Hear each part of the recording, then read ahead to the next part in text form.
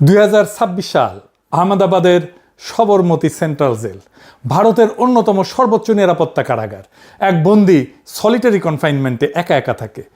24 ঘন্টা সিসিটিভি নজরদারিতে, নামে 50টার বেশি মামলা, কাগজে কলমে বাইরের দুনিয়ার সঙ্গে তার কোনো যোগাযোগই নাই, থাকার কথাই না। অথচ এই বছর জানুয়ারিতে এই সেল থেকে একটা এনক্রিপ্টেড হোয়াটসঅ্যাপ বার্তা পৌঁছায় 7 সমুদ্র পারে লস অ্যাঞ্জেলসে। দাবি কি? $50 লক্ষ দিতে হবে। ওরে বাপরে, না দিলে পরিণতি ভয়াবহ। বাঙ্গুদের চাইতে অবশ্য নিরাপদ, অন্তত বিসি চাইপা ধরে নাই সান্দার জন্যে। জানেন তো, এই যে এটা দেখেন,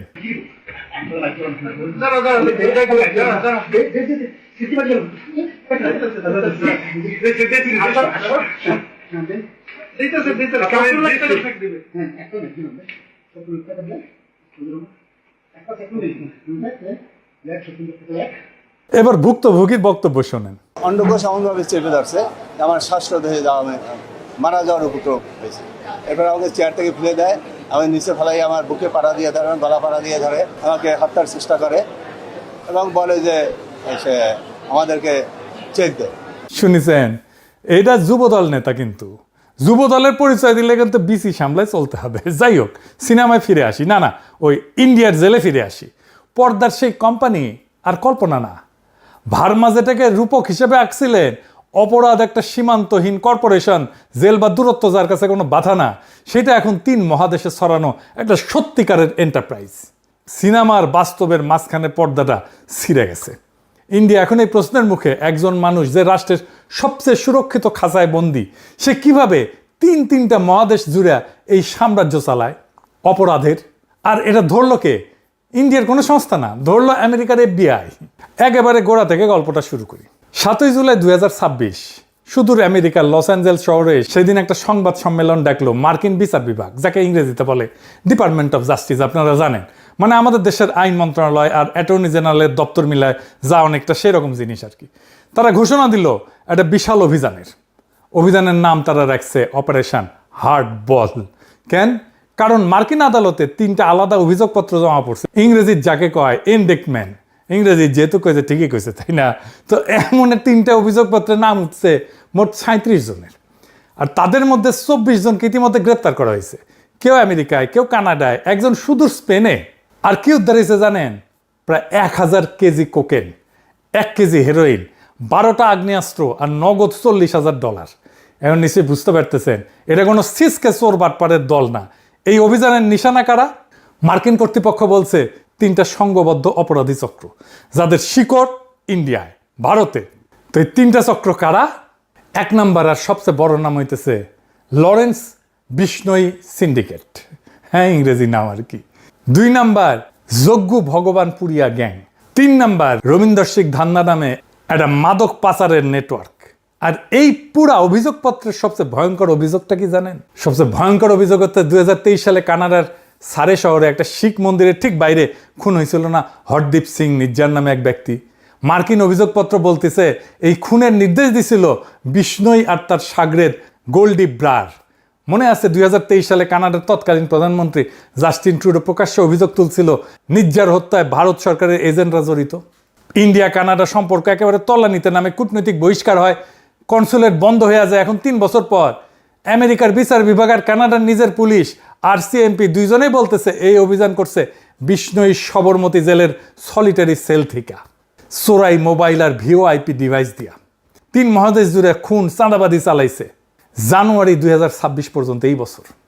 সেই একই অভিযানে অভিযুক্ত পাঞ্জাব পুলিশের একজন কর্মরত ইন্সপেক্টর গুরিন্দরজিৎ সিং নাগরা হোশিয়ারপুরের তান্ডা থানার। অভিযোগ কি? ভগবানপুরিয়ার গ্যাংয়ের হইয়া সে আমেরিকার বসা এক পরিবারকে মিথ্যা খুনের মামলায় ফাঁসানোর হুমকি দিয়া $4 লক্ষ আদায়ের চেষ্টা করছে। এখন ইন্ডিয়া কইতে পারে, আরে নির্জারকে তো আমরা মারি নাই, মাফিয়া মারছে, আমরা ভালো ছেলে, সন্ধ্যাবেলা হাত মুখ ধুয়া পড়তে বসি। কিন্তু খুনটা তো আর রাষ্ট্র করেনি, করছে একটা গ্যাং। কিন্তু সেই গ্যাংটা কে? যাকে রাষ্ট্র নিজের সর্বোচ্চ নিরাপত্তা জেলে বন্দি রেখা সব কাজ অবাধে করতে দিছে, FBI না ধরা পর্যন্ত। এখন কইতে পারেন না, ওরা হয়তো জানতো না। আসলে কি তাই?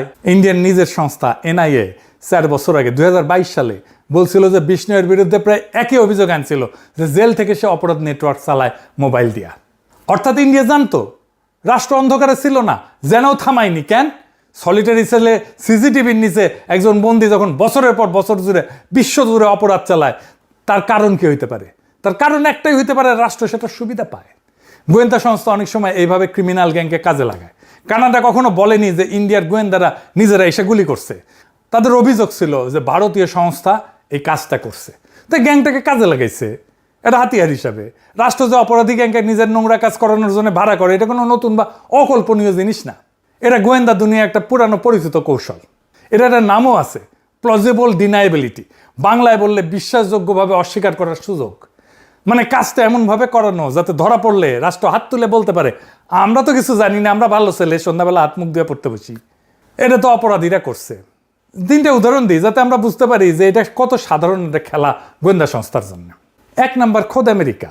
1960-এর দশকে আমেরিকার গোয়েন্দা সংস্থা সিআইএ কিউবার নেতা ফিদেল ক্যাস্ট্রোকে খুন করতে চাইছিল। কাকে দিয়ে জানেন? শিকাগোর মাফিয়া ডন স্যাম জিয়ানকানা আর জেনি রোসেলিকে দিয়া। সিআইএ তাদের টাকা দিছে, বিষ পাঠাইছে, বিনিময়ে মাফিয়া চাইছিল তাদের বিরুদ্ধে যেন ফেডারেল মামলা না হয়। খেয়াল করেন, ঠিক বিষ্ণুই মডেলের মতোই একটা লেনদেন। কিন্তু 1975 সালে আমেরিকার সিনেটের এক তদন্তে পুরা কেলেঙ্কারি ফাঁস হয়ে যায়। 2 নম্বর, এই তো কয়েক মাস আগে ইউরোপ জুড়ে রাশিয়ার সামরিক গোয়েন্দা জিআরইউ একটা ছায়াযুদ্ধ চালাইছে। পশ্চিম গোয়েন্দারা বলছে জিআরইউ টেলিগ্রামের মতো অ্যাপে সাধারণ মানুষের সিসকে অপরাধীদেরকে ভাড়া করছে অগ্নিসংযোগ, নাশকতা, গুপ্তচর বৃত্তির জন্য। এদের বলা হইতেছে ডিসপোজেবল এজেন্টস, মানে ব্যবহার করে ছুঁড়ে ফেলে দেওয়া লোক।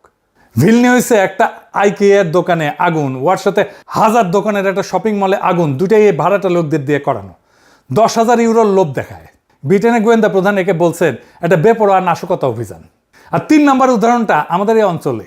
ইন্ডিয়া অভিযোগ হইলেছে যে পাকিস্তানের গোয়েন্দা সংস্থা আইএসআই বহু বছর ধরে আন্ডারওয়ার্ল্ড ডন দাউদ ইব্রাহিমের অপরাধ সাম্রাজ্যকে নিজেদের হাতিয়ার হিসেবে ব্যবহার করতেছে। 1993 সালে মুম্বাই বিস্ফোরণ সহ নানা কাজে ইন্ডিয়া নিজেই অন্যদের দোষ দেয় ক্রিমিনাল গ্যাংকে কাজে লাগানোর। দাউদ ইব্রাহিম তো পাকিস্তান থাকেও না, কিন্তু বিষ্ণয় তো ইন্ডিয়ার জেলে থাকে। ইন্ডিয়া জানেও সে অপরাধমূলক কাজ করে জেলে থেকে। ইন্ডিয়া তাকে কাজ করতে দেয়, কিন্তু নির্জারকে যখন মারে এই বিষ্ণুই তখন হাত ঝেড়ে বলে, আমি কিছু করি না, আমি ভালো ছেলে, আমি সন্ধ্যাবেলা হাত মুখ দিয়ে পড়তে বসি। মজাই মজা। আরও একটা নির্মম ঘটনা আছে এই গল্পে। মার্কিন প্রসিকিউটররা অভিযোগ করছে যে এই গ্যাং পাঞ্জাবের দরিদ্রতম এলাকা থেকে নাবালকদের নিয়োগ করত। কেন নাবালক? কারণ সহিংস অপরাধে ধরা পড়লে তাদের আইনি সাজা কম হবে। টাকা, খ্যাতি আর সুরক্ষার লোভ দেখায় টেনে আনা হয়তো এই বাচ্চাদেরকে, তারপর সামান্য পারিশ্রমিক দিয়ে ব্যবহার করা হতো। এটা নিছক গ্যাংস্টার গল্প না, এটা প্রান্তিক জনগোষ্ঠীর তরুণদেরকে একটা অর্গানাইজ শোষণ। যে নাবালকদের রাষ্ট্রের সুরক্ষা এবং সুযোগ পাওয়ার কথা ছিল, তারাই হয়ে ওঠে আন্তর্জাতিক অপরাধ অর্থনীতির সবচেয়ে সস্তা, সবচেয়ে খরচযোগ্য কাঁচামাল। মনে আছে শুরুতে কোম্পানির সেই সংলাপ, সব গান্দা হয় পর ধান্দা হয় ইয়ে। এইখানে সেই রূপকটা তার আসল একটা নিষ্ঠুর অর্থ পায়। একটা সীমান্তহীন এন্টারপ্রাইজের অঞ্চলভিত্তিক ম্যানেজার, মুনাফার ভাগাভাগি, সস্তা শ্রমের সাপ্লাই চেন। শুধু এই কর্পোরেশনের পণ্য হইল সহিংসতা, আর কাঁচামাল পাঞ্জাবের গরিব ঘরের কিশোরেরা। বাংলাদেশের কিশোর গ্যাংয়ের কনসেপ্ট আসছে এইখান থেকে। ইন্ডিয়া থেকে সব ক্রিমিনাল কনসেপ্ট আসে বাংলাদেশে, পাচার করে। এই যে ডায়াগনস্টিক সেন্টার থেকে যে ডাক্তারদের কমিশন দেওয়ার সিস্টেম, এটা ইন্ডিয়া থেকে আসছে। ফার্মাসিউটিক্যাল কোম্পানির ডাক্তারদের মাসোহারা দেওয়া, প্রেসক্রিপশন লেখার বিনিময়ে, প্রোডাক্ট লেখার বিনিময়ে, এই সিস্টেম ইন্ডিয়া থেকে আসছে। এই কিশোর গ্যাংয়ের কনসেপ্টও আসছে ইন্ডিয়া থেকে। আর এই সিন্ডিকেট আজকে ছড়ায় আছে Canada, America, Britain, Europe, Australia, New Zealand পর্যন্ত। এদের সদস্য সংখ্যা কত জানেন? 7 থেকে 800। এই 2026-এ পর্তুগালে ইন্ডিয়ান নাগরিকের উপর গুলিবর্ষণের দায় স্বীকার করছে এই গ্যাং। আন্তর্জাতিক বিশ্লেষকরা বলছে এই প্রথমবার একটা ভারতীয় সংগঠিত অপরাধ চক্রকে পশ্চিমা সরকারগুলো নিছক অপরাধ না, একটা ট্রান্সন্যাশনাল নিরাপত্তা হুমকি হিসাবে দেখতেছে। ইন্ডিয়ান সংগঠিত অপরাধ এখন আর শুধু ইন্ডিয়ান আভ্যন্তরীণ সমস্যা না, এটা একটা বৈশ্বিক সমস্যা। আর এই বৈষ্ণই ভগবানপুরিয়া, ধান্দা, নাগরা, গোলডিব্রার, এই যে গোটা ট্রান্সন্যাশনাল অপরাধ সাম্রাজ্য যা 3 মহাদেশে খুন, চাঁদাবাজি, মাদক চালায়, এদের দিকে একবার তাকান। এদের মধ্যে একজনও কি মুসলমান? একজনও কি ইসলামী জঙ্গি? না, এরা কেউ শিখ, কেউ হিন্দু। কিন্তু এই ভারত রাষ্ট্র সারা দিন রাত সন্ত্রাসবাদ, জঙ্গিবাদ বলে চিৎকার করে, যে রাষ্ট্র বরাবর একটা নির্দিষ্ট সম্প্রদায় মুসলমানদের ঘাড়ে জঙ্গিবাদের অপবাদ চাপায়, প্রতিবেশী দেশকে সন্ত্রাসের আতুরঘর বলে ভিলিফাই করে, সে একই রাষ্ট্রের প্রাতিষ্ঠানিক কাঠামোর ভেতরে বৈশা একটা বিশাল অপরাধ চক্র গোটা আন্তর্জাতিক অপরাধ পরিচালনা করতেছে জেলের সেলের মধ্যে থেকে, পুলিশ অফিসারের যোগ সাজসে।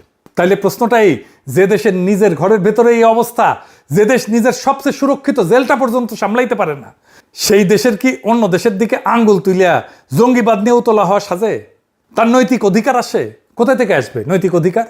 যে রাষ্ট্র জঙ্গিবাদের ভয়কে একটা রাজনৈতিক হাতিয়ার বানায়, একটা সম্প্রদায়কে কোণঠাসা করার অস্ত্র বানায়, তার নিজের মাটিতেই যখন একটা দানব বাইরে ওঠে আর সেটা ধরাই দিতে হয় বিদেশি সংস্থাকে, তখন সেই ভয় উৎপাদনের রাজনীতি আর জঙ্গিবাদের গল্প বেচার রাজনীতিটা কতটা নৈতিক? প্রশ্ন করুক ইন্ডিয়ানরা নিজেদেরকে। শক্ত বিশ্বমঞ্চে কর্তৃত্বের হুঙ্কার দেয়, পরাশক্তি হবে নাকি? নিজের দেশের একটা জেলের সেল সামলানোর ক্ষমতা নাই। আর এই দেশকে দেখে ডরে কাঁপে বাঙ্গুরা।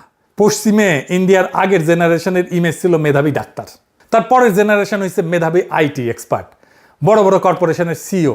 ও আচ্ছা, মাঝে বাদ পরিচয়টা সেটা হইতেছে বিশ্ব সুন্দরীদের দেশ। এই জেনারেশনে শুরু হয়েছে ফোন স্ক্যামার হিসাবে। ইন্ডিয়ানরা স্ক্যাম করে, প্রতারণা করে, টাকা চুরি করে।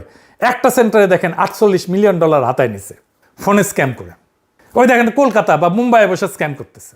এখন ফোনে ইন্ডিয়ান অ্যাকসেন্ট শুনলে পশ্চিম মানুষ গালাগালি করে, ফোন রেখে দেয়, কথা বলতে চায় না। এই দেখেন গার্ডিয়ানেই নিউজ আসছে, এটা নিয়ে স্টোরি হয়েছে।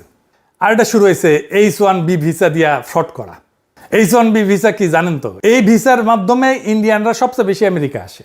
এই ভিসা ইন্ডিয়ানরা সবচেয়ে বেশি ব্যবহার করে। এটা একটা আমেরিকার অস্থায়ী কর্মসংস্থান, নন ইমিগ্রেন্ট ওয়ার্ক পারমিট আর কি, যার মাধ্যমে মার্কিন কোম্পানিগুলো বিদেশি দক্ষ পেশাজীবীদের নিয়োগ দিতে পারে। এটা সাধারণত এমন চাকরির জন্য ব্যবহার করা হয় যেখানে অন্তত ব্যাচেলার ডিগ্রি বা সমমানের বিশেষায়িত জ্ঞান প্রয়োজন। একজন মার্কিন নিয়োগকর্তা, এমপ্লয়ার, সে বিদেশি কর্মীকে চাকরির প্রস্তাব দিবে। নিয়োগকর্তা কর্মীর পক্ষ থেকে H1B এর জন্য আবেদন করবে আমেরিকার কাছে। কর্মী নিজে সরাসরি আবেদন করতে পারবে না। আবেদন অনুমোদিত হলে কর্মী আমেরিকায় গিয়া ওই নির্দিষ্ট নিয়োগকর্তার অধীনে কাজ করতে পারে। সবচেয়ে বেশি যায় এই ভিসা আমেরিকায় ইন্ডিয়ানরা। এটা জালিয়াতি করে প্রচুর, আর এটা নিয়ে আমেরিকানদের মধ্যে আছে বিশাল অসন্তোষ। আমেরিকান ভাইস প্রেসিডেন্ট দেখেন কি কয়, জেডি ভ্যান্স, এই ভিসা ফ্রড নিয়ে দেখেন। American jobs ought to go to American workers and not foreign fraudsters, and the Department of Labor is fighting back against it. শুনেছেন, ইন্ডিয়া যেই জায়গায় উঠেছিল সেই জায়গা থেকে পতন শুরু হয়েছে। আর ইন্ডিয়ার পতন বা শক্তি ক্ষয় মানে আমাদের মাথার উপরে থেকে দাদাগিরির খায়েশ দুর্বল হওয়া। সামনের দিনগুলোতে সারা দুনিয়ায় নানা ওলট পালট হবে, শক্তির ভারসাম্য বদলাবে। আমাদের গণতান্ত্রিক অভিযাত্রা, স্বাধীনতা, সার্বভৌমত্বের জন্য সবচেয়ে বড় হুমকি যেই দেশটা, তার প্রত্যেক উত্থান পতনকে আমাদের তীক্ষ্ণ দৃষ্টিতে পর্যবেক্ষণ করতে হবে। সেই ভিত্তিতে আমাদের জাতীয় কৌশল নির্ধারণ করতে হবে। এটাই আমাদের মুক্তির নিশানা। ইনকিলাব জিন্দাবাদ, আজাদি জিন্দাবাদ।